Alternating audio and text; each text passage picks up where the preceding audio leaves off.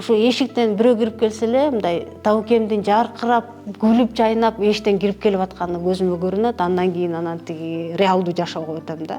Жүрөктө боштук бар, баары бир ичиңден эзилип атасың, бирок жанагындай нерселерди айтып, күлдүрүп эстесе, баары бир сага бир мындай позитив тартуулайт экен. Папамдын колунан эркелеп жүрүп, табыкемдин колуна өтүп, атабыздын көйлөкөсүндө жыргап жүрө берчүмүн да, эч нерсе ойлонбой эле. Көрсө өтүп кетет экен. Бат эле жанында жүргөн киши жок болуп калат экен. Табыкем эле жок, табыкем эле жетишпейт. Бирок баары мен каалаган нерсенин баары бар.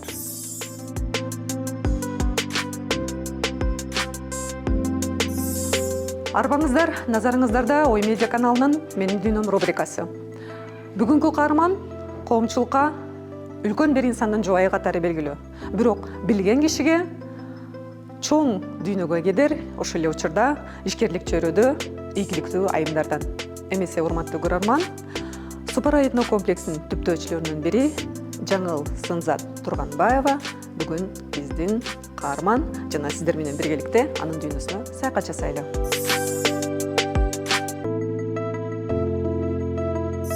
Мен эми эл катары эле ар кандай өзүмдүн мүнөзүм бар. Бирок көп нерсени эгер мага жакпаса табитиме, ошого дароо каршы тура билген, бул мага жакпай атат деп ачык айта турган ушундай мүнөзүм бар болчу. Азыр деле ошол мүнөзүм калды, ошол менен сыймыктанам. Бирок табыкеме чейин жана кийин деп жашоомду бөлсөм болот. Анткени табыкеме турмушка чыккандан кийин мен көп өзгөрүлдүм. Көп дүйнө тааным аябай өстү. Ошон үчүн эки башка жаңыл деп айтсам болот. Негизи ал адамды тааныш абдан оор экен. Бирок менде кичине мындай туюмум менен адамдарды сезүү бар. Сезем. Ушул адам мага жагат экен, же жакпайт экен деп өзүмдүн индивидуалдык мындай табитиме жараша айрый алам. Бул талдагы арабыздан кеткенден бери жан дүйнөңүз эмнелер менен алып турушту, эмнелер менен күрөштү? Дайыма жанында жүргөндүктөн, дайыма өзүнүн идеяларын, бул жашоодо кандай жашагысы келет, эмне жагат, эмне жакпайт, кандай жолду өзгөрсөк болот деген көп бир ой толгоолор менен жашады да. Ошол ой толгоолор менен эле бир идеянын үстүндө эле жата бербей, ал дайыма кыймыл аракетте болду. Канчалык жетишсе, ошончолук өзүнүн идеяларын иш жүзүнө ашырып кетти. Андан тышкары мен жанында жүргөндүктөн көп нерсесин уккам. Эми угуп калгандан кийин табыкем мындай кокустан эле өтүп кетти да, эми эч ким өтүп кетет деп күтпөгөн жерден өтүп кеткенден кийин ушул нерселерин жасай албай калды деп мен бир жүрөгүм тынч жата албай койдум да. Кулак укса курсак кайнайт дегендей болдум да. Эми табыкемдин айткандарын мен угуп калдым эле, ушундай бир ой тилектери бар эле. Бир ушуну жасасам деп эле, анан ошону жасап койсом, табыкем бир ыраазы болот эле. Эми өтүп кеткен кишилерге Курандан башка эч нерсе жасай албай калат экенсиң да. Чын эле мисалы биринчи эле атам өтүп кеткенде, өзүмдүн атам өтүп кеткенде ушундай бир ойго келгем. Өтүп кеткен кишиге Куран окусак эле, же ал кишиге соолу тийип атабы, же өзүбүздү алаксытып атабызбы, кандай бир сезим болуп атканын билбейм, бирок Куран жаттаганбыз, Куран окуп калганбыз өзүбүз. Ошол сыяктуу эле табыкем өтүп кеткенден кийин ошол кишинин ойлору, ой тилектери бир иш жүзүнө ашып калса, ошол атабыздын арбагы ыраазы болуп атат дегендей бир ичимде бир жылуулук сезимдер пайда болот. Ошол менен жашап жатам да. Ошону бир ишке улам колуман келгенин жасап. Жаңа эми эгер бир мүмкүнчүлүк болуп калса, же кокус бир түшүңүзгө кирип калса, Табылдак ага эмнелерди сүнчүлөйт деңиз ушул убакыт аралыгында? Булар жасадым табыке, мен буларга жетиштим деп кайсы нерселерди айтат элеңиз да? Негизи мен эгерде ошондой бир мүмкүнчүлүк болуп калса, эмнеге мени көп нерседен сактап, коргоп, көп нерсе айтпай кетиптирсиз. Мен сиз кеткенден кийин бул нерселерди түшүндүм. Демекмин го. Мени аял катары аябай коргоп, мен аялдык эркимди көп чектебей, мен кандай болсом ошондой кабыл алып, мени ар тараптан өнүгүп өсүп турушумду каалап, кандайдыр бир тармак болбосун, баардык жерде жаңыл сенин колуңан келет, сен жасай берсең сенден баары болот, тигиндей мындай деп ушинтип аябай көтөрүп турчу да. Ошого ыраазычылык айтмакмын да. Өз учурунда эгерде мени бир сен аялсың, аял үйдө отурат деген мамиле менен экөөбүздүн жашообуз өткөн болсо, балким азыркыдай жаңыл болбой, балким көп нерсени жасаганга кудуретим жетпей жүрмөк деп ойлоп калдым да. Ал өзү жасап аткан иштерин аралаштырып, өзү таамай жакшынакай бир сөздөрү менен эле аң сезимди бат эле өзгөртүп койгон бир сонун сапаттары бар болчу. Ошолоруна ыраазымын.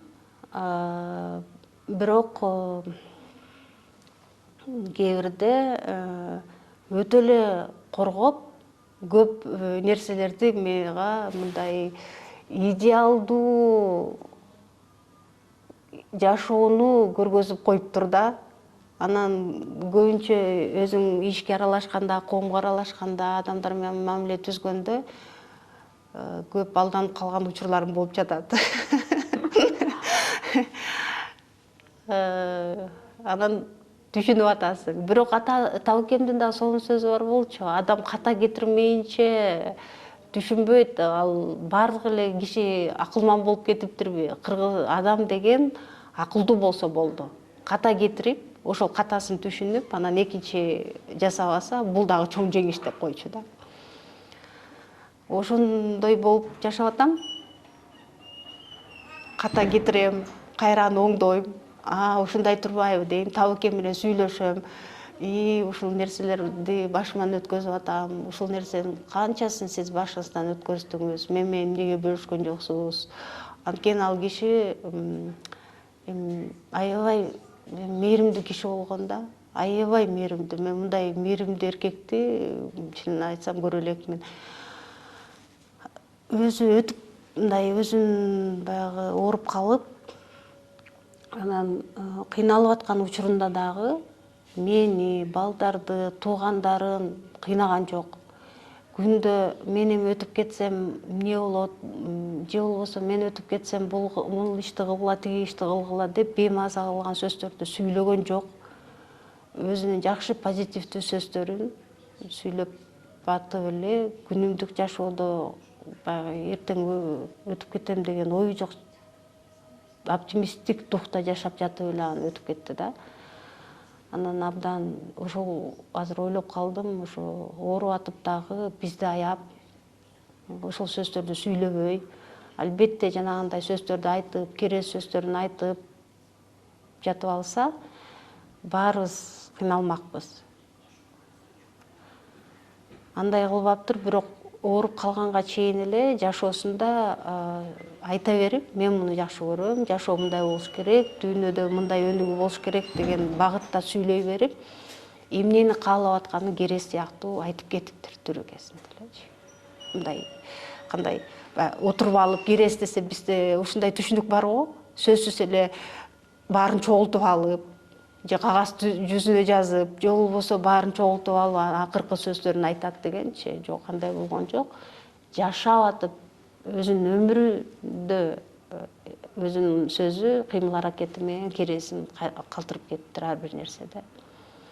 Ошолордун бири мындай көзгө басар бир нерсени көрсөтө аласызбы? Могул нерсесин аткара алдык деп. Ооба, мына кийин өтүп кеткенден кийинки эле мына шородогу суусундуктардын дагы эң сонуну бир жакшы бир тамак бар. Ал дүйнө жүзүнө тарайт деп анан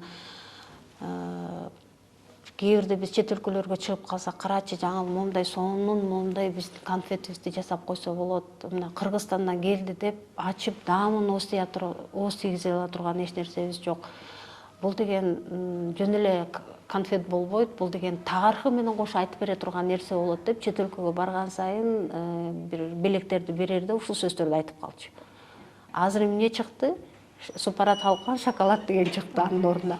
Чын эле ошо атабыз өзү эч нерсе боло электе жөн эле ой жүгүртүп коюп аткан дагы сөздөрүн, коноктордун сөздөрүн азыр угуп жатабыз да шоколад алгандардан. Азыр айтып атышпайбы, ой сонун болду, биз жөн эле шоколад Кыргызстандан деп берген жокпуз, биз тарыхыбызды кошо сүйлөп берип атабыз, легенданы кошо сүйлөп берип атабыз деп атат да.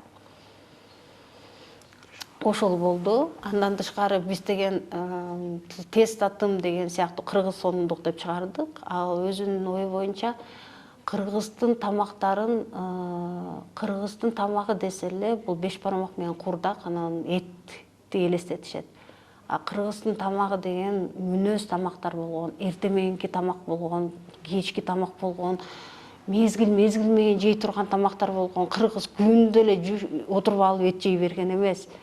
Ошол тамактардын түрүн өзүбүздө толтура жатса, ошону балдарга жегизбей биз чет өлкөдөн келген Макдональдс, KFC жана башка ден соолукка зыяндуу тез татымдарга сугарып жатпайбызбы балдарыбызды. Ошого альтернатива кылып, жок, айланайындар, аны деле кааласаңар табитиңер болсо жей бергиле, бирок кыргыздын деле ошого окшошкон тамагы бар деп биринчи алгачкы кыргыз тез татымын чыгардык. Музейди жасайм деп жүрүп жасабай кеткен. Ал жөнүндө дагы айта берчү. Мына мисалы тетияка тетиги жерде супараны куруп баштаганда эле тегирмен жасап атып, ошону жерди казып бир аттын такасы чыккан. Ошол аттын такасы музейдин биринчи экспонаты болот деп 10 жыл мурун айткан ал сөздү. Мына 10 жылдан кийин Кудай буйруп бул музей болду. Музейдин биринчи экспонаты ошо такабыз болду. Китеби жөнүндө сөзсүз, конечно, китеп жөнүндө күндө айтчу. Менин арманым китеп жазбай кеттим. Китеп жазышым керек. Мен жаза турган нерсе көп. Мен ар бир нерсени кенен, терең кылып жазып бермекмин. Мен өзүмдүн адам болуп калыптанышыма таасир берген айылдагы өзүмдүн ар бир жердешимди сүрөттөп атып, мен өзүмдүн кыргыз элинин өзөгүн, кыргыз элинин жаратылышынын кооздугун, кыргыз элинин табият менен бирге эле тыгыз журушуп жашаганын, кыргыз элимдин өзөгү эмнеден турарын бүт баарын жазып кетем деп айтчу. Тилекке каршы ошол китепти ошентип жаза албай калды. Бирок мурда жазып кеткен макалаларынын баары чогултуп, анан өзүңүз билгендей бир китепке чогултуп чыгарып койдук. Бул ал деле бир кийинки изилдөөчүлөргө тарыхый булак болот го деген үмүтүм бар да. Демек, иштин чети дагы эле кертиле элек. Ооба, толтура андай иштер. Туризм боюнча кандай сөздөрдү айткан, экология боюнча кандай нерселер жасаш керек дейт. Дүйнө таанымы өтө негизи табакем көп китеп окуган үчүн ар бир өнүккөн өлкөлөрдүн жазуучуларынын, философторунун жана башка жанагындай так илимдеринин өкүлдөрүнүн китептерин окуп, дүйнө таанымы аябай өсүп кеткен. Ошол эле учурда алардын өнүккөн жактарын билип, Анан Кыргызстанга кайсынысы керек, кайсынысы кереги жок. Биз макул алар ошол технологиялык өнүгүүгө канча кылымдап, канча жылдап жетти. А биз ошолорду карап туруп, алар баскан жолду баспай эле кайсынысын Кыргызстанга колдонуп алсак болот, бирок ошол эле учурда Кыргыздын өзөгүн кантип сактасак болот. Ушундай суроолордун үстүндө жашап, ошон үчүн мондай Шоросу пара деген бизнести түптөп кетип атат да. Өзү айткандай, бул Шоросу пара, бул менин чыгармам деп койчу. Бизнес ич эмес да. Чындап эле. Сиздерде улам чыккан жаңы өнүрүм эски менен жаңынын айкалышы. Бул сиз өзүңүз белгилеп кеткен эле, бул өзөктү терең түшүнүү билүү. Ошол сапатты, экөөңүздөрдөгү ошол сапатты балдарыңыздарга сиңдире алдыңызбы?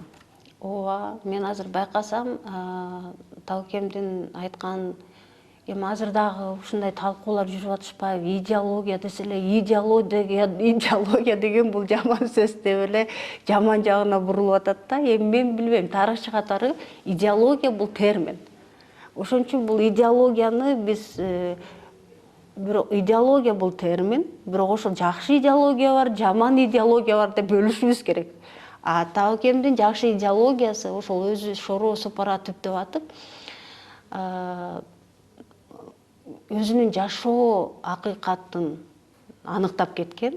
Ошого жараша биз азыр дароо ойлонобуз, биздин Супаранын миссиясы бул, концепциясы бул, биз бул ишти жасабайбыз, бул ишти өркүндөтөбүз деп.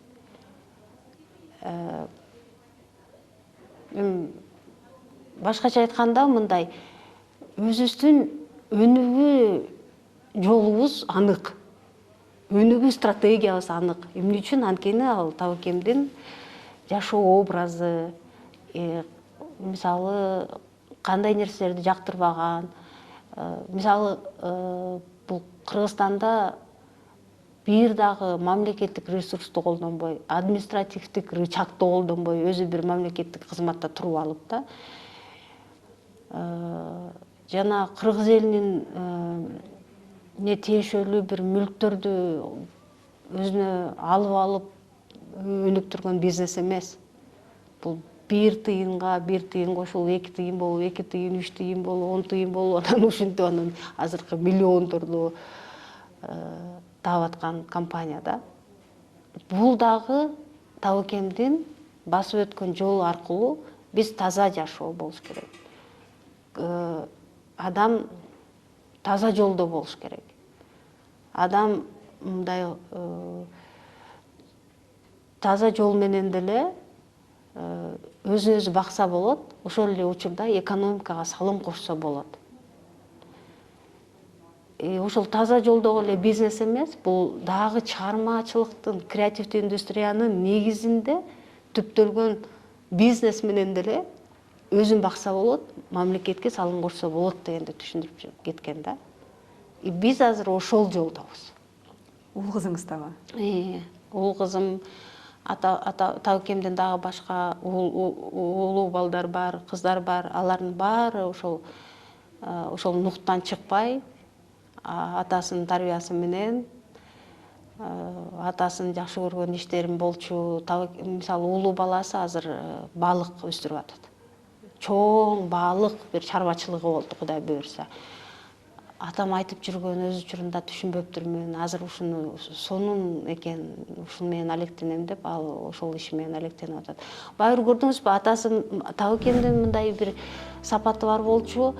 Мен атаңармын, мен үйдүн улуусумун, мен эмне сүйлөсөм дагы баары закон, мыйзам деген бул мындай тоталитардык мамилеси жок болчу балдарга.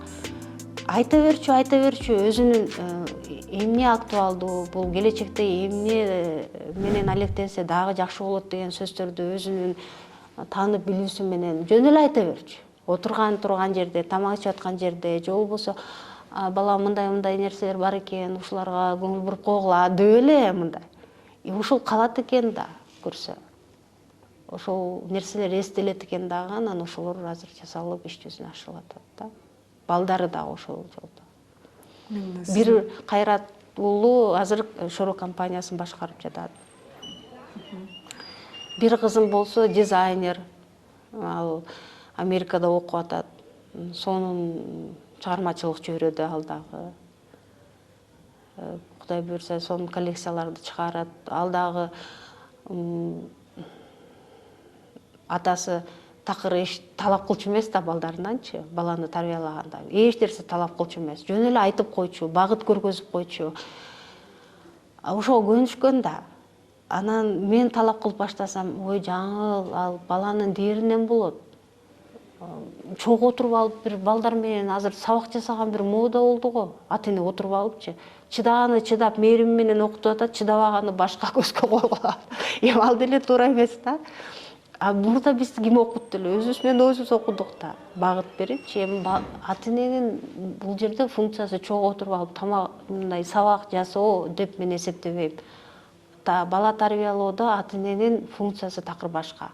Ал биринчи эң нечкиси мээримин бериш керек, сүйүш керек. Ошол балага көбүрөөк убактысын бөлүш керек. Кайсы жаатта аны өстүрүш керек? Спорт, сүрөт тартырыш керек, музыка бериш керек. Эң кичинекей балдаргачы. Анан адамдык кичине мындай көрөнгө уюткулар кирип калгандан кийин андан ары бала өзүнөн өзү кете берет да. Менин кызым ошентип талап кылбаган жаны Америкага барса деле аякта аябай талапты катуу койгон мугалимдер бар экен да. Анан аябай талапты коюп, ал менен тил табышпай, көнгөн эмес да андай талап койгонго. Эмнеге эле ушинте берет, минте берет деп алар менен кичине тил табышпай, мамилелери келишпей жатып, анан эң аягында кайра ошол мугалимдер кызымды мактап калса, мага телефон чалып айтып атпайбы, мама эми түшүндүм дейт.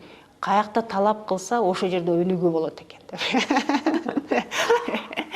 Андай да жагы бар экен да. Ошон үчүн бул жашоодо бардыгы адам өзүнүн табитине, туюмуна эмне жакса, ошону мындай сезип, анан ошого жараша жашаш керек го.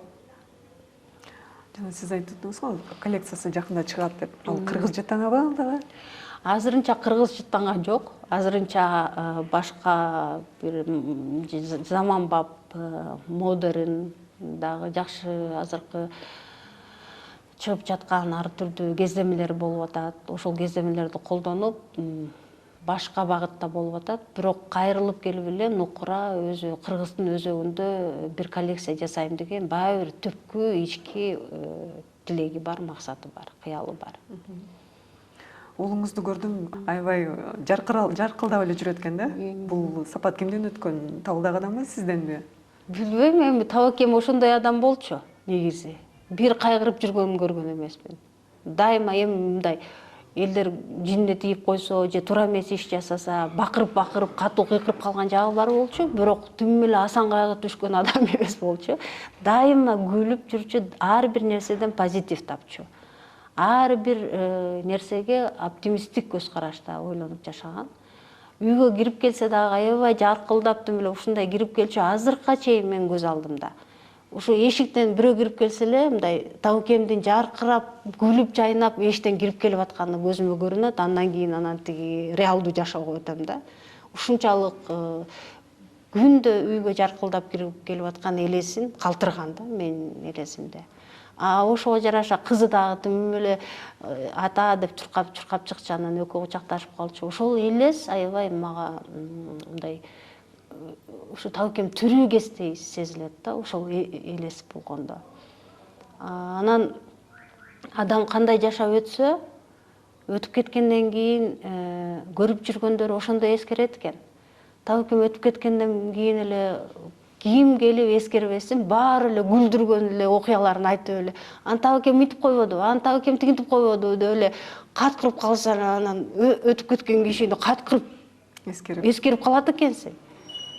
Анан эми конечно боштук бар да, жүрөктө боштук бар, баары ичиңден эзилип атасың, бирок жанагындай нерселерди айтып, күлдүрүп эстесе, баары сага бир мындай позитив тартуулайт экен да. Ошон үчүн ал дагы мага сабак болду. Кандай жашасаң, сени элдер ошондой эскерет экен. Бирок мындай болду да, же мен китепти окуп чыккандан кийин мага табылдага бир эле учурда ушундай жумшак, бир эле учурда ушундай шайыр, ошол эле учурда аябай чорт мүнөздөгү киши катары элес калтырды. Бирок өзүндө эле баарлашып калганы бар. Бирок сизге бир катуу тийген сөзү болду беле? Мага катуу тиген сөзү болгон эмес, бирок мен мындай байкап турчумун. Кайсы учурда ошо чурт кыял кармап кетеринчи. Анткени ал бир ойго түшүп алса, бир нерсенин, бир идеянын үстүндө иштеп аткан болсо, ошол учурда сен ага мээримиңди төксөң дагы чурт кыял кармап кетет. Же болбосо ошол киши үчүн ойлонуп тамак ичпей отурат ушу 2 күндөн бери. Ушу 2 күндөн бери тамак ичип алсынчы деп тамак ич деп койсоң дагы чурт кыял кармап кетиши мүмкүн. Ошон үчүн ошону билип калгандан кийин анан ошого жараша жашап каласың да. Анан көп кишини мен дагы байкачумун. Бир заматта эле тескери бурулуп алып сүйлөшпөй кетип калган учурлары болчу да. Мен таң калчумун, бирок түшүнгөнгө аракет кылчумун. Башында көп нерсе болуп жатат. Балким бул киши жакпай калды, ошол кишиге убактысын короткусу келбей жатат. Анткени ал киши мен баарына жагам деген ой менен жашаган адам эмес болчу. Ал киши сүйлөшүп көрүп эле анан ал кишиден омоктой чыкпаарын билип, жөн эле убактысы кетирерин билгенден кийин шарт бурулуп алып эле кетип калчу. Чорт сүйлөп элечи. Ал кишини жаман көрүп аткандан эмес, ал убакыттын тарынан, убакыттын коротпойн деген мааниде экен да. Кийин менин атабыз өтүп кеткенден кийин мага жүктүн баары түшүп, ар тараптан ойлонуш керек болуп калат да. Ар кандай маселе чечиш керек болуп калат. Анан ошонун үстүндө ойлонуп атканда сен чын эле мындай адамдардан качып, ар бир убактыңды үнөндөп, тиге жетиш керек, буга жетиш керек деп анан айла жок ошондой мүнөз көрсөткөнгө туура келип калат экен да. Мен атабыздын көйлөкөсүндө жыргап жүрө берчүмүн да, эч нерсе ойлонбой эле ар ким менен сүйлөшүп, ар кимдин көңүлүн карап, анан мындай тигиндей деп өзүнчө актангандай болгон нерселерди жасап ушинтип жүрө берчүмүн. Азыр ошол мүнөздөн мен дагы кетип баратам да. Анткени убакыт жок. Анткени мен ошондой партиялык кызматтар, ата энемдин ошондой мамилесин, элге ушундай мамиле жасаш керек дегенди көрүп өскөн адам болчумун да. Анан мен баарын көңүлүм кыялбай эле, анан аны угуп, муну угуп жүрчүмүн. Анткени атабыздын көйлөкөсүндө сонун болчу да. Ал айтып атпаймынбы, мен эч нерсе менен ишим жок болчу. Эмне болот? Балдарым каякта жашайт? Балдарым эмне тамактанат? Келечекте эмне болот?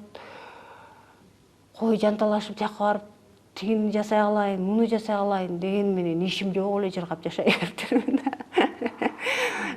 Папамдын колунан эркелеп жүрүп, табыкемдин колуна өтүп, анан табыкем дагы баардык нерсени өзү чечип атса, мындай туура жолдо болуп атса, өзү ойлонуп атса, сен жөнүндө бирөө ойлонуп атса, сен эмнеге ойлонуп атсың деген учур болуп калат экен да. Сен жыргап жүрө берет экенсиң. Анан кичине өтө эле эрке болуп, анан жалгыз калганда, анан жанагындай балким майда чүйдө нерселер болгондур. Балким мени майда чүйдө маселелер менен таарынткандыр. Балким мени өтө деле зыян кылбай бир алдап кеткен моменттер болду. Бирок ал мен үчүн чоң көрүнүп атты да балким. Ошол учурларда табыкеме ушундай нерселерге мени даярдап аптырсыз деп табыкем менен сүйлөшүп калган учурларым болду.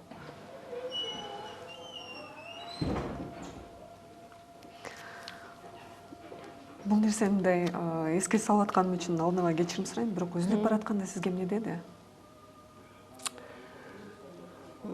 Ушу айтып атпаймынбы, эч нерсе деген жок.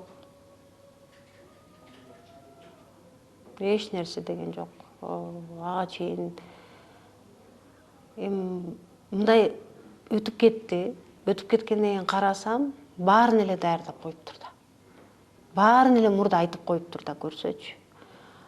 Анан ал даанышман киши болгон да, анан өзү деле сезди өтүп кетерин, бирок бир сыйра элестетип, мен баары эле даяр. жаңы барын билет, жанында жүрөт деп эле кетип калган сыяктуу да.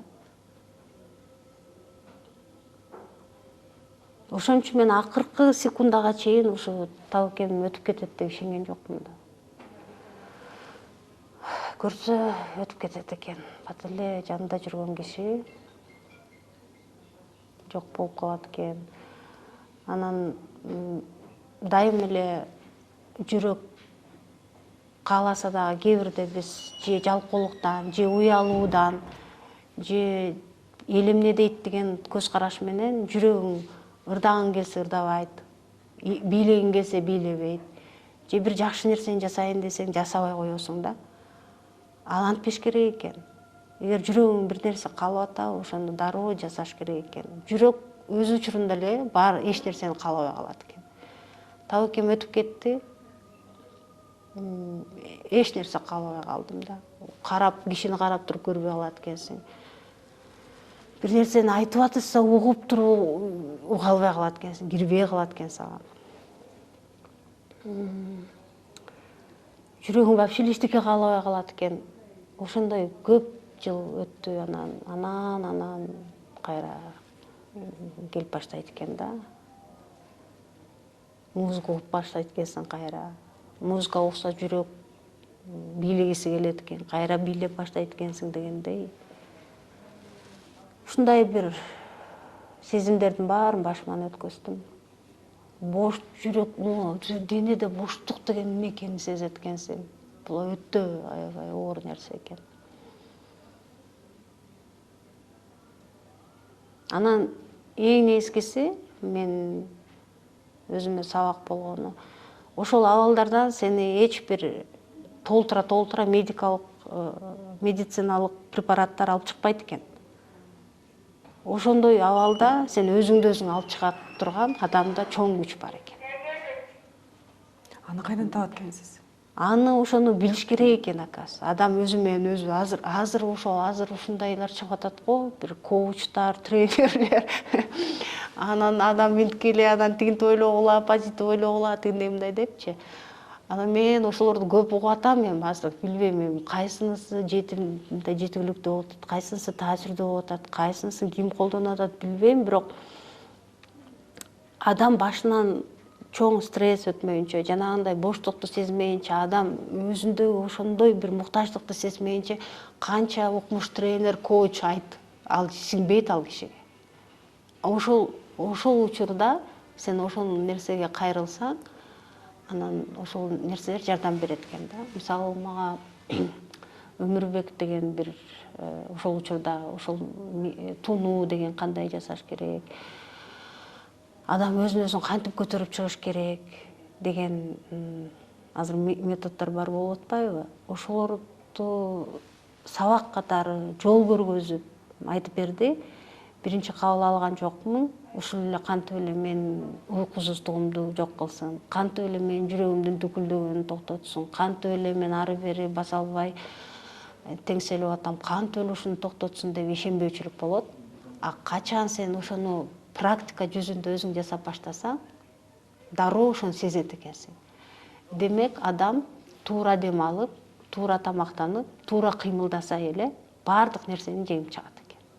Ушу 3 нерсени жасаш керек экен да. Кыймылдап баштадың, өзүңдүн оюң менен иштеп баштадың. Андан тышкары бизде деген чоң бир байлык бар. Аны көп киши сезбей жүрөт. Манас дүйнөсүнүн ордундагы тактай албай жүрөбүз. Ошол учурда Талкемдин баягы каалоо тилектеринин бири болгон Сапара Чуңкур жакта бир Манас өргөсүн коюп, ошол жерде Манас айттырыш керек болчу. Ошол нерсени жасап калдык. Манас өргөгө Манас угабыз деп биздин конокторубуз кирип калганда, мен кошо кирип угуп калган учурларда Манас атабыздын акыркы кирези, Каныкей апабыздын 6 айлык баласын көтөрүп алып, өзүнүн төркүнүнө качканы, кандай азап тозокторду көргөнү, ушунчалык сонун кылып Манаста айтып берилгенде, ошону угуп алып, сен ошол ыйлайсың да, отуруп. Өзү эле бул кетет да, ыйлап кетесиң. 4-5 жолу уккандан кийин байкасам ыйлабай калыптырмын. Демек, манастын ушундай касиети бар экен. Манас айтылса, сенин ичиңдеги момундай букту чыгарат экен. Азыр көп бар го, бир жамандыктан кийин ичимде бир бук калып туруп, ошо чыкпай калып, ушинтип ооруп калдым, ал оорудан бул оорулар кетти деген дагы бир ой пикир бар. Мен ойлоп калдым, ошо адам кыйналып турганда манас укса, манастын касиети да чоң жардам берет экен. Баягы турмуштук стресстер тышкары адамды иштеги стресс дагы кыйнайт да. Ишкерлик менен стресс экөө бир журулушу байкалышып жүргөн нерсе экен. Ошондой убактарда кантип чарчоодон арыласыз, кантип стресстен кутуласыз ишкерликтеги? Ишкерликти адам стресс деп кабыл албаш керек. Ишкерлик бул рахаттануу менен жасаш керек да. Ар бир адам өзүнүн сүйгөн кесибин аркаласа, өзү сүйүп аткан нерсени жасаса, ал жакта стресс деп айтпайм. Ал жерде моралдык чарчоо болушу мүмкүн. Сен каалаган нерсеге толук жетпей калышың мүмкүн. Көп план коесуң да ишкерликте. Көп пландарды коюп, ошого жетпей калганда сенде кичине алсыздык пайда болушу мүмкүн. Эми ошого жетпей калдым деп кайгыруу болушу мүмкүн. Бирок ошого эле кайгырып отурбаш керек да. Ал кайгы пайда бир нерсеге жетпей калып, сенин ичиңде кандайдыр бир конфликт бар болсо, ошол конфликтти чечүү үчүн сен ошол үстүндө кайра иштеп баштайсың. Сен иштегенде кайрганга да убакыт жок. Аякта көп маселе чыгат. Баш кичине мисалы ар тараптан чыгат да, мисалы ошол ишти, мисалы конфет жасап чыгыш үчүн эле. Конфеттин ичин эмне кылып кошобуз, кандай технология болуш керек, тышы эмне болот, коробкасы кандай болот, дизайны кандай болот, анан кимдер менен иштеш керек, кимге кайсы жумушту бериш керек, ал сен жасадыңбы, кандай жасадың деген бир процесстер менен алек болуп атып, кантип кайгырасың. Сен ошол максатыңа жетиш үчүн жыргап иштей бересиң. Ошондой деп ойлойм. Анткени табакем да бул жактан даанышман экен. Биз өмүр бою эле мындай бизди бай, акча көп табат, окумуш демеле хан сарайларда жашайт деген ой болду да элдерде. Бирок биз кадимкидей эле мындай эле тетиги 80-жылдары салынган этаж үйдө эле жашадык. Анан табакем супарага акча салып атканда мындай чоң хан сарайга жашайлыбы же супара салалыбы деген мындай тандоо керек болуп калды да. Анткени бизде дайым акча жетпейт. Анан табакем айтты, супара салсак сонун жаңыл, ал хан сарайды салып алып эмне кылабыз, бир бурчунда отурасың. Андан көрө супарада мондай болот, супара деген бул тигиндей, азыр коноктор келгенде момундай болот да, эч нерсе боло элек да, коноктордун келип жыргап, демеле сонун эмоцияларга берилип кетип аткан сөздөрдү ошондо эле айтчу эчтеке боло элек да. Мына өтүп кеткенден кийин мен эмне менен алек болдум? Ушул супара менен эле алек болдум. Эгерде супара салынбай, ошол акчанын баарын бир хан сарай салып алганда, чын эле табакем айткандай, ошол хан сарайдын бурчунда ыйлап отуруп эле, балким мен чөгүп кетмекмин. Супара менен алек болуп, азыр өзүмдүн бир кызыкчылыгым бар, өзүмдүн жакшы көргөн жашоом бар. Табакем эле жок, табакем эле жетишпейт. Бирок бар, мен каалаган нерсенин баары бар. Ошон үчүн бактылуулук деген эмне деген суроо берип калышканда дагы ойлойм, бул бактылуулук деген материалдык дүйнө эмес. Эгерде адамдын эң негизги мындай сага энергия берип турган жаныңдагы жакын адамдардын амандыгы болсо, анан бул бактылуулук ар кандай учурда, ар кандай абалда болосуң. Ошондо ошол бактылуулук дайым эле боло бербейт. Бир учурда болот, бир учурда болбойт дегендейчи. Жалпы эле мен бактылуумун деп айтыш кыйын.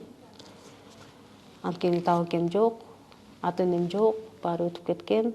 Анан кадимкидей ошол жетишпейт. Бирок күнүмдүк турмушта сага бактылуулукту тартуулап турган, кандайдыр бир энергия берип турган бир ишим бар да, ошого ыраазымын. Эми ошол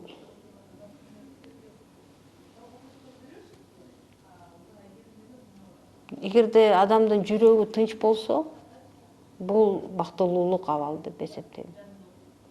Ошон үчүн жүрөктүн тынчтыгын кантип жүрөктү тынчтантса болот менен алек болуш керек экен адамзат. Ага эң эскиси мээримдүүлүк керек го. Ар тараптан мээримдүүлүк болсо, сенин жүрөгүң тынчтык болот. Эгерде тетиги түп жакта сени бир түп жакта бир тетиги эч ким жетпеген бир жерде, эгерде сен фундаментиң деп коелучу, фундаментиң бактылуулук менен, жакшы бир сезимдер менен уюп калган болсо, ошо дагы сени жанагындай аябай кыйналган учурларда сени сактап турат экен. Бул өзөк десек болот? Өзөк десек болот экен да, ошо өзөк. Табакем менен жашаган бактылуу күндөрдүн өзөгү менде калган, азыркыга чейин унутулбайт. Ошол абал мени көп нерседен сактайт. Ошондон энергия алам. Мүмкүн болсо ошондой абалдарды буякка уютуп алганга аракет кылыш керек экен да. Анан дагы бир нерсени түшүндүм, ушул адам жашап атканда аябай унутулгус бир сонун жүрөгү жылып кетет го бир моменттердечи, жүрөк кадимкидей жылып сезесизби? Ошол жылып кеткен күндөрдү көп жасап алыш керек экен. Анткени мындай күнүмдүк жашоо менен эле жүрө бербеш керек экен да. Менин жумушум бул, бүгүн барып ушун жасайм, эртеси деле ошол кайталанат, Эгерде бизе жанагындай бир ушул жерден мен рахат алат элем, ушул жерден бир жыргайт элем деген жерге баарын таштап туруп барыш керек. Ошол абалда болуп, ошону буяка уютуп алыш керек да. Анткени анан ошол учурда сиздин жүрөгүңүз жылып калганда, кийин эстесеңиз, ошол эстегенде да жүрөк жылыйт. Табакем болсо, акыркы жылдары жана ооруп калып, төшөктө жатып калып, анан 6-7 ай болуп калдык. 6-7 ай бою өзүнүн өмүрүндөгү кичинекей төрөлгөндөн баштап, ошо өзүнүн курагына чейинки эң жакшы нерселерди, ким кантип айтып койгондо, кайсы учурда жүрөгү жылыды, эмне болгондо сүйүнүп кетти эле, ошондой нерсенин баарын ошол жашоого барып, ошону элестетип, анан ошону мага тим эле күйүп чанып айтып берип жатты да. Ошентип убакыт өттү да. Көрсө ошол сонун нерсе экен да. Кайгырып, эмнени эстерин билбей отургучакты көп сонун жашоонун моменттерин жасап алсаң, ошол кийин баары эстелет. Ошо менен жыргайсың.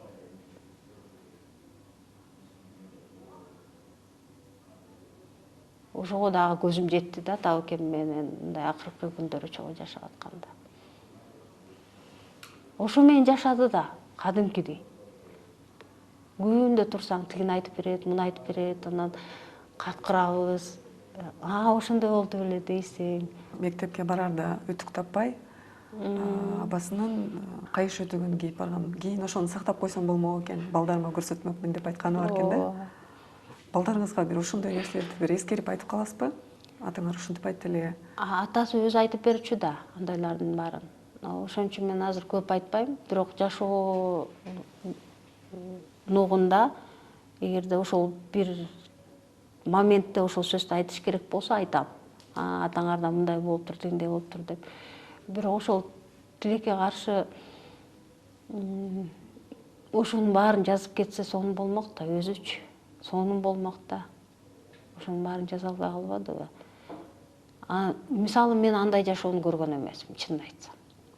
Мен жетишкен жашоодо көрүп, жашап, анан атабыз ошондой нерселерди айтканда кадимкидей ил ачуумен отуруп алып, Эми элестетсең, ушундай да жашоодо жашашыптыр. Айылдагы бир 4-5 бала эгерде колуна бир момпосый тийип калса, көтөрүп алып эшикке чыгат экен. Эгерде ал бала берешен болсо, баарына бирден сордурат экен. Берешен болбосо, улам соруп, чөнтөгүнө салып, улам соруп, чөнтөгүнө салып, элдин баарын, балдардын баарын кызыктырып, алардын шилекейлери коюлуп, ушундай учурларда болуптур да, көрсөчү. Атабыз да ошону сезген, ошол жашоодон өткөн. Ал бизге жомок катары болуп, ыйлап. Жанагы эле эмне жай бою вообще бут кийим кийбей эле чуркап жүрүшчү экен, энеси экөө, Жумалбек экөө. Анан жай бүткөндөн кийин кокуй кыш келе атат, эми буттары үшүйт деп. Анан жанагындай бут кийимдерди таап беришчү экен. Эми бул дагы жетишпегендиктен да. Же болбосо ошол эми ошо деле жетишпегендик, бирок ошол эле учурда табияттын койнунда болуп жатышпайбы? Азыр ошол дагы жетишпей жатпайбы? Балдардын баары табият менен көбүрөөк болуп, жыңайлак чуркап, эми баарынын чеги менен болуш керек да. Алардыкы өтө эле ашып кеткен болсо, дайыма эле жыңайлак болуп. Биздики дайыма ток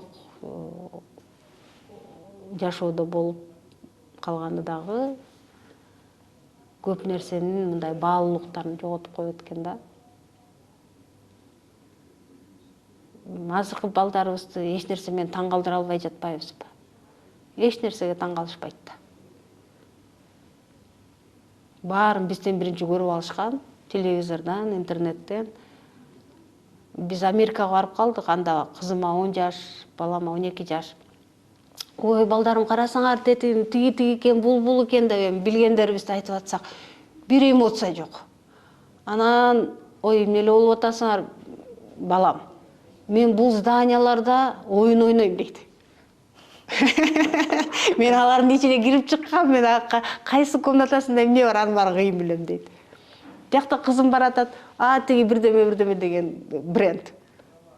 Аны каяктан билесиң? Ал тигиндей деген мультфильмде бар болчу, фильмде бар болчу. Бизге караганда алар маалыматка ээ болуп чыгып келип атышпайбы? Анан биз кантип аларды таң калтырабыз? Ошондой.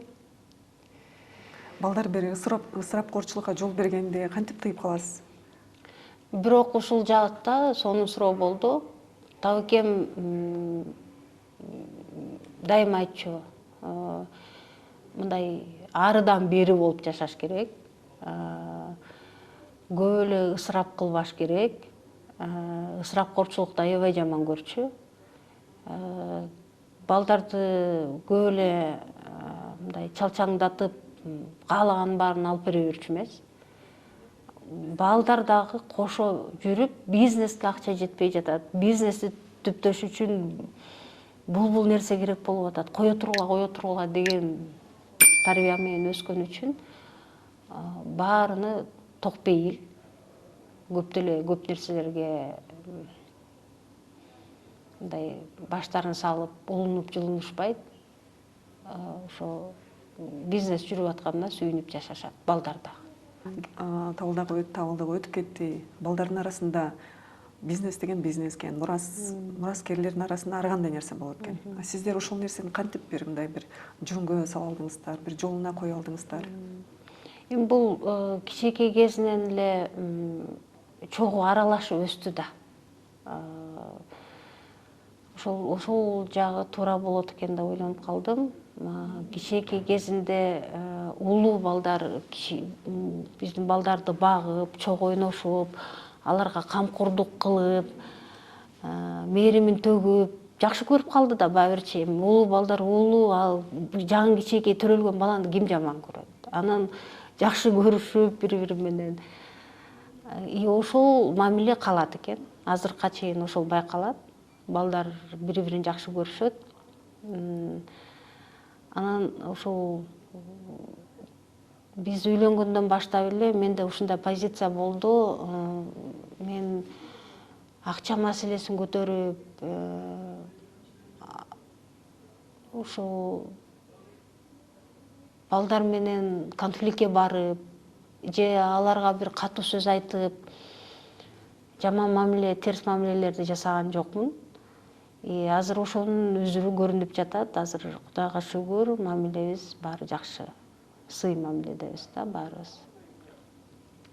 Анан өзү өтүп кетип атканда дагы Табакем өзү аябай калыс адам болгон.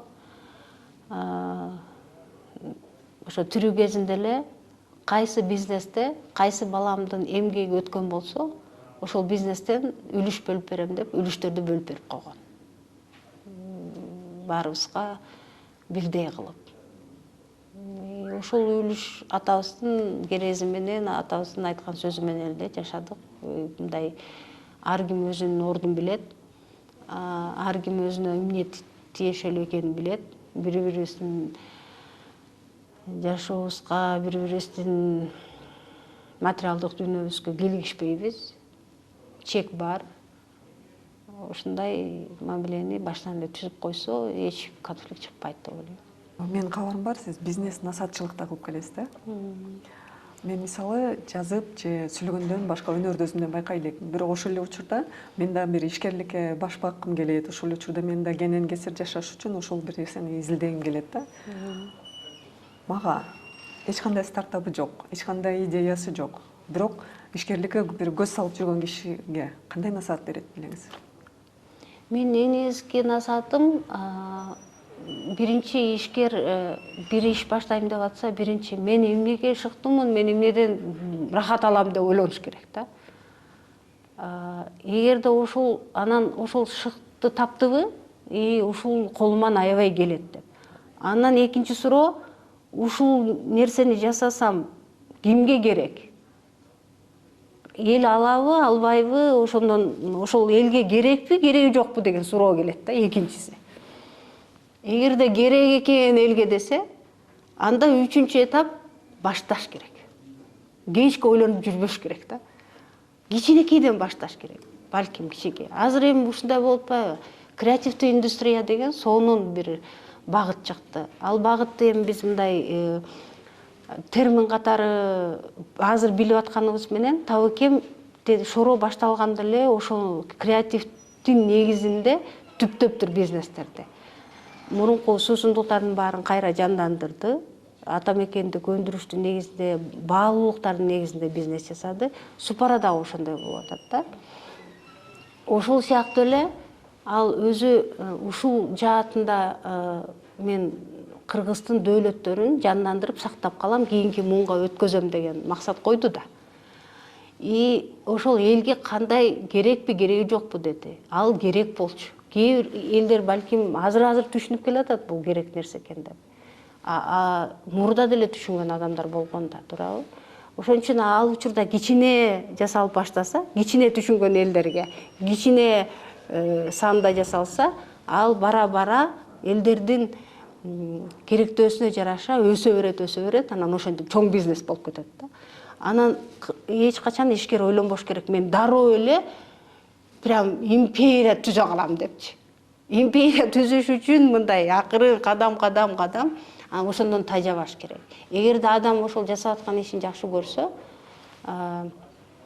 сөзсүз мындай кичине нерсе жасайт, жүрөгү менен жасайт, сапаттуу жасайт. Ал сөзсүз жүрөгү менен жасалган нерсе элге жагат. Ал сөзсүз керектелет.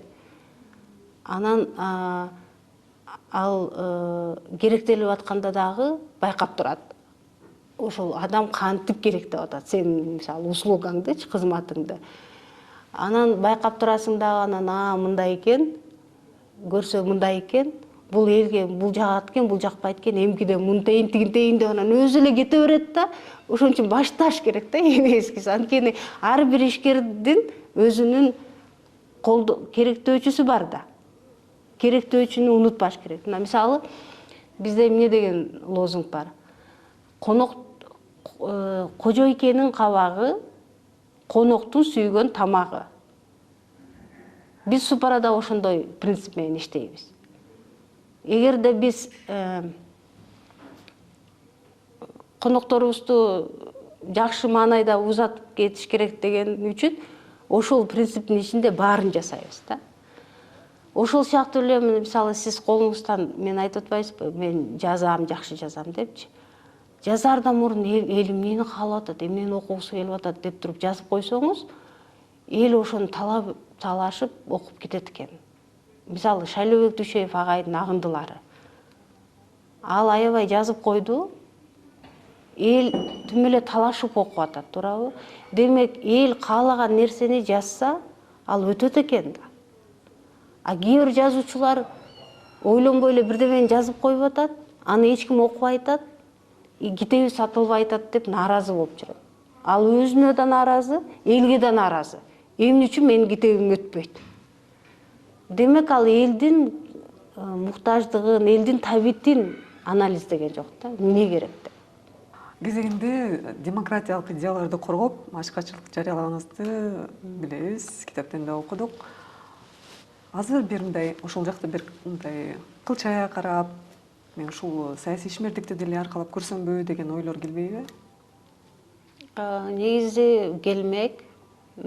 Коомдо болуп аткан, өнүдө болуп аткан көп мүчөлүштүктөрдү караганда аябай ошол системага бир кирип, эмнеге ушундай болуп атат деп аябай ойлоном. Ичине кирип балким түшүнмөкмүн, тышынан эле эмнеге деп жүрө бербей деп аябай ойлоном. Анткени тилекке каршы бир бийлик жасаган катаны экинчи бийлик кайталап, кайра эле кайталап эле калып атат да. Мен ошого такыр мындай түшүнбөйм да, эмнеге деп. Ошол эле адамдар бир жакта жүргөндө, оппозицияда жүргөндө, ошону туура эмес экенин билишет, бирок ошолор өздөрү барып калганда кайра эле ошол жолго эмнеге түшөт, эмне вирус бар? Ушуну бир ичинен бир байкап көрсөмбү деген ой келет да мендечи. Бирок тегеде жаш кезимден кичине көңүл калып калган да. Бул көңүл калып калат деген абдан жаман нерсе. Ошол саясатта жүгүрүп жүрүп, Табыкен менен таанышып, Табыкен экөөбүз күнү түнү Кыргызстандын өнүгүүсүн сүйлөшүп эле, биз кыялданып эле Кыргызстан 50 жылдан кийин мондай болот, 30 жылдан кийин мондай болот, анан монтип калабыз деп, анан ичиндеги өзүбүздүн жашап атканыбызды элестетип атабыз. Табыкен аябай ушундай өтө мындай образдуу, анткени инженердик окууда мейкиндикте өзүн алып жүрүп билип калган да, мындай ойлонуп калган да. То есть ой жүгүртүүсү мейкиндиктин ичине кирип алып, анан ой жүгүрткөн. Ал киши ошо 50 жылдан кийин Кыргызстан мондай болот деген Кыргызстанды түзүп алып, анан мага айтып бере берип, анан экөөбүз ошол жерде жашай бергенбиз да. Ошол эле сыяктуу Супаранды деле ошентип курган. Эч нерсе боло электе эле бир нерселерди айта берчү, ушул Супаранын мейкиндигине кирип алып ойлончу, ошол жака кирип кеткенден кийин эч ким менен иши жок, эч кимди көрбөй калчу. Ошондой нерселерди жасап, биз аябай кыялданып, анан бул болот, тиги болот, мына өзүбүздүн эгемендүү өлкө болобуз, жыргадык, көз карандысы болуп калдык, эми мондай өнүгүү болот деп жүргөндө эле анан биз ишенип, ушулар ошол ишти алып кетет деп койгон журт башчыларынын жасаган иштерин көргөндө аябай көңүл калып, анан баягы колуңан эч нерсе келбейт экен. Ичинде мындай аралашып жүрмөйүнчө, чөнтөгүндө бир тыйын жок болсо, саясатта деле эч нерсени чече албайт экенсиң деп, анан бизнеске өтүп атат да. Анан менде ошол көңүл калуу деген бар да, ошон үчүн ошол кичине кармайт, ошон үчүн саясатка көп активдүү киришким келбейт да. Бирок Табыкен айтып калчу, сен ошол мамлекетте иштесең, иштегиң келет, сенден сонун бир мамлекеттик чиновник чыкмак деп калчу. Анткени өзүм папам партиялык кызматтарда жүрдү да көп жылдар. Анан кичине мындай административдик башкаруу мүнөздөр бар да. Балким болмок. Мисалы азыр Табыкенди мен дайыма сагынам, дайыма куса болом, дайыма унута албайм. Анткени мен Табыкен менен көңүл калуу дегенди сезген жокмун да, аял катары. Бул өтө чоң абал экен, көңүл калуу дегенчи. Калуу же калбоо да. атаңызга таарыган жок белеңиз? Менин атымды ушул эркек бала уул күтүп менин атымды жаңыл коюп коюптур деп таарынч болгон жок беле? Эми анда деген биз мындай бир рамканын ичинде, бир стандартта, бир эрежеде атасына эчтеке сүйлөбөш керек деген үй бүлөдөн чыккам да мен. Табыкем ошо эркин үй бүлөдөн чыккан. Аякта мындай андай эми мындай кандай десем мындай кандайдыр бир стандарты жок. Жашоону жашап, анан өзүнө дагы ошондой жашоону өзүнө түздү. Бизде баары коммунисттик идеология, партиялык кызматтагы үй бүлө болгондон кийин аябай сиңген да. Ата энебиз эл эмне дейт, улуу келсе тура кал, отура кал, көзүңдү ылдый кара, анан бул ашыкча сөз, аны сүйлөбө, муну сүйлө деген системадан чыккам мен. Анан кантип атаңа айтасың? Менин атымды эмнеге ушундай коюп койдуңар? Бирок ошондой системадан чыкса деле мен көп учурда аябай өз билгенимди жасап койгон учурларым болгон да. Бирок ошого карабай ата энем деле кабыл алыптыр. Мисалы, тарых факультетин бүтүрдүм, эми илимий жакка кетишкен жок, кеткен жокмун. Бизнеске, табыкемди угуп бизнеске кетип калдым. Жарма сатат деген эмне шуңдук айланайын деп ата энем айтпай туруп, мен дагы бочка сатып баштагам, бочкадагы максымдардычы айтпай. Агычкачылык жарыялап жүрсөм, менин сүрөтүмдү алып алышып, ГКНБдагылар КГБ деп коет го, анда КГБ болчу, КГБдагылар папама барган. Сиздин кызыңыз өзүңүзгө каршы, моминтип жакта тиги акция жарыялап жүрөт деп. Анан болбойт, ушунча жаш, ортоңордо жаш айырмасы бар, 19 жаш айырма, мурда үйлөнгөн, балдары бар десе карабай табыкеме турмушка чыгып алыптырмын. Анан ойлоп койдум эми, кээ бир жашоо тиричиликте жанагы момундай чектер калган баары. Бирок кандайдыр бир мындай жашоодо эле каршы чыгыптырмын депчи. Анткени ал учурда деген боюнда болуп калса дагы, боюнда бар деп айта албай, уялып, кызганып жашашчу да ал учурда. Анан мен өзүмдүн атым эмне экенин деле билчү эмесмин. Азыр эле чечмеленип атат дейм. Уул болсун деп жаңыз деп коюптур дейсиң. Бирок азыр ар кандай чечмелешет. Жаңылсын зат. Демек бир затка өзгөрүлсүн деген дагы сөз деп. Же болбосо адам бир өзүнүн аң сезимин дагы бир аң сезимден башка аң сезимге өөрчүсүн дегенди да билдирет. Сен өзүңдү өзүң өзгөртүшүң керек. Сенин миссияң деп коюп атышат да. Жана башкаларды анан өзгөртүшүң керек деген чечмеде болуп жатат да. Ой медиа каналынын көрүүчүлөрүнө бир ичиңиздеги изги ой, же бир түпкүрдөгү бир тилекти бөлүшө аласызбы? Ой медиа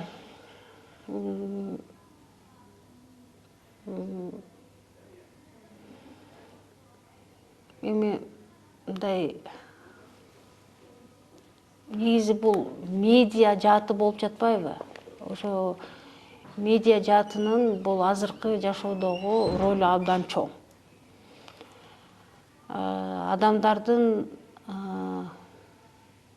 Адамдарда азыр мондай өткөн мезгилде, жана мен айтып кеткендей эле, адамдарда ар кандай себептер менен боштук пайда болот да. Менде мисалы табыкемде жоктогон боштукту сезинбей атпаймынбы?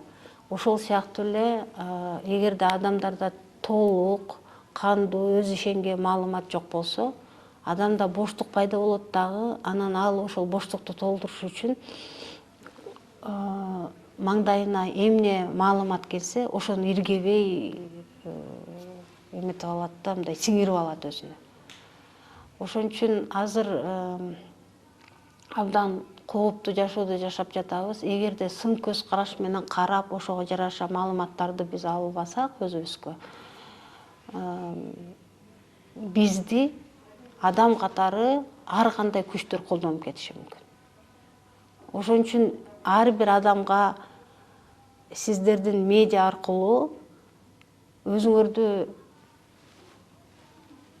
бир туура маалыматтар менен бөлүшкүлө, то есть туура маалыматтарды кабыл алгыла деп, ошол туура маалыматтарды таратып турсаңыздар, эркин, көз карандысыз,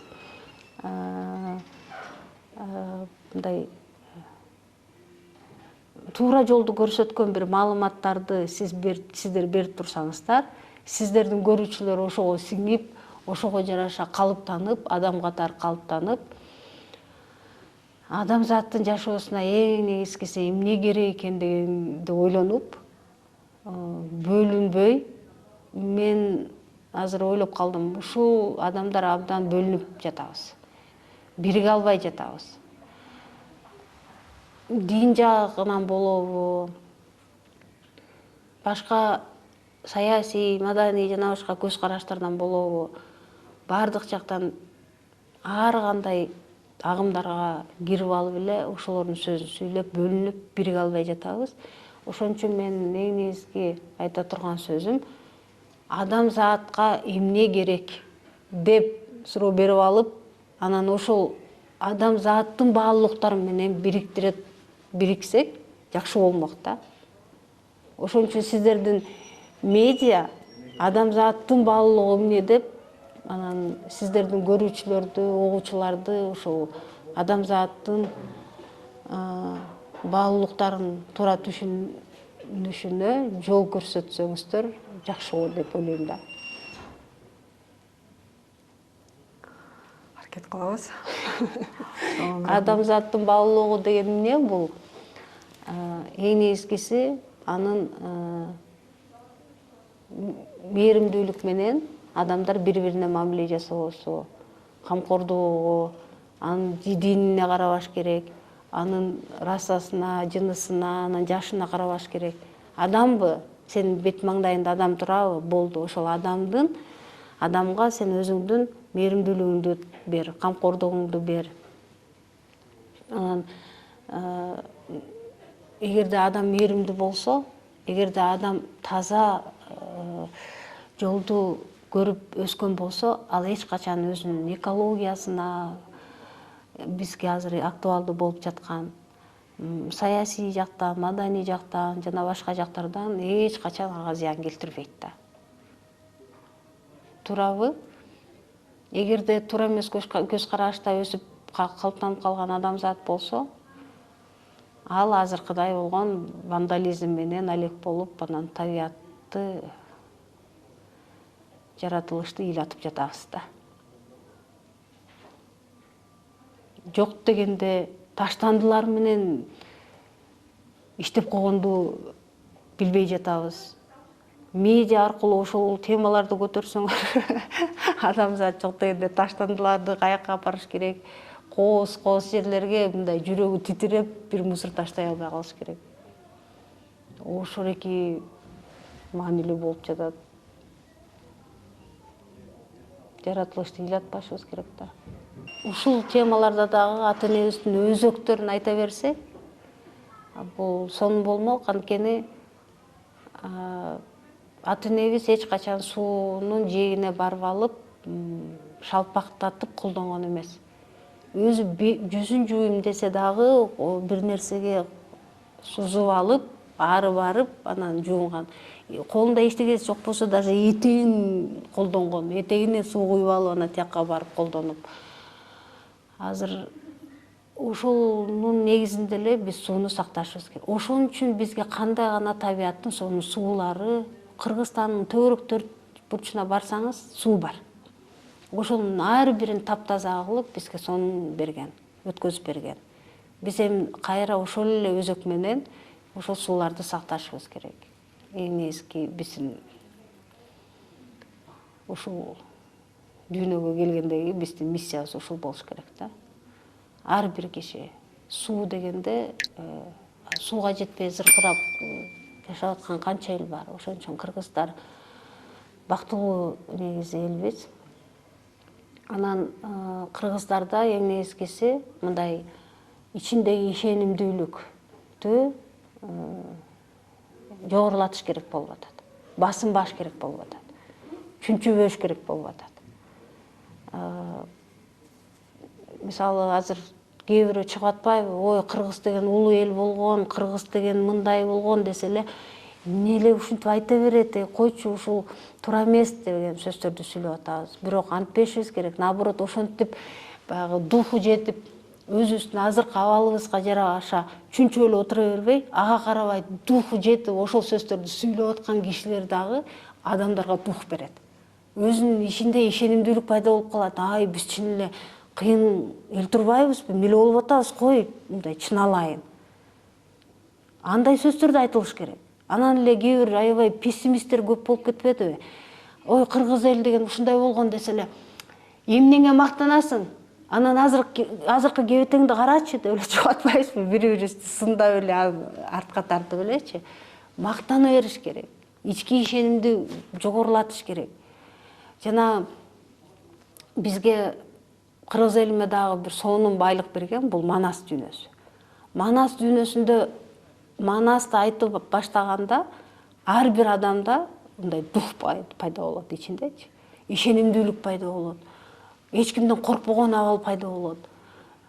Ошондой болуш керек. Эмне үчүн Япон эли өзүн биз Кудайдан биринчи Кудайдын сүйүүсү менен жаралган биринчи элбиз деп алар мактанат. Ошон үчүн өнүгүп атышат.